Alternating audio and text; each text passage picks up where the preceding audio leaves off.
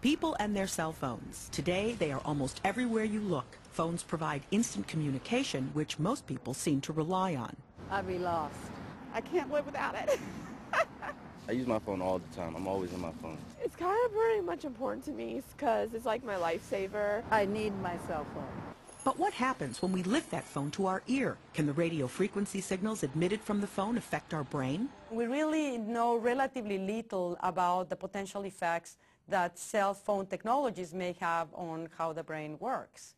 To find out, Dr. Nora Volkow from the National Institute on Drug Abuse and co-authors studied 47 healthy people over 1 year. Participants had cell phones placed on their left and right ears. One cell phone was activated but muted for 50 minutes. The other was off. Then they were tested with both cell phones turned off. Researchers used sophisticated brain imaging to monitor the amount of glucose consumed in the brain. It's a very sensitive marker to indicate if there are changes in brain activity that may be driven by a given stimulus, which in this case was the cell phone.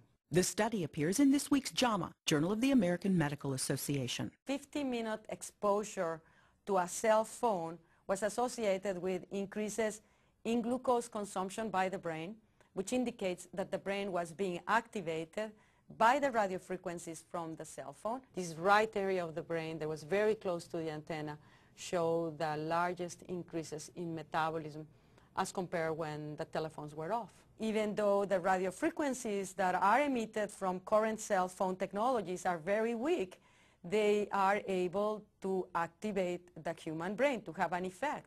Researchers also say that those metabolic increases in the brain are secondary to the absorption of the radio frequency energy emitted by the cell phones.